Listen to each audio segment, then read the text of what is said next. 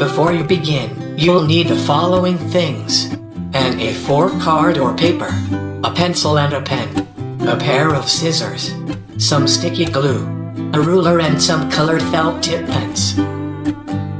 The first step is to draw the story cube template using a ruler and pencil. Here I have drawn out a 5 by 5 cm cube.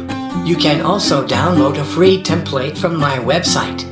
The link is in the video description below. Now, carefully cut out the story cube template using a pair of scissors. You might need to ask an adult to help you out here. Now you can draw on the images for your story cube. First draw them in pencil, then go over your drawings with a black pen. Next color in your drawings using some colored felt tip pens. Now, you are ready to fold your template into a cube shape. Fold along all the lines to create your cube. Yes, you're nearly done.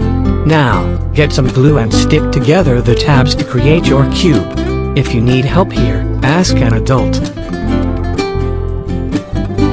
Amazing! Your story cube is now complete. You can now make more cubes to help you tell some really cool stories. For inspiration and games to play with your cube, visit the link in the video description below. Thank you for watching this video. Don't forget to subscribe to this YouTube channel for more cool videos. See you soon.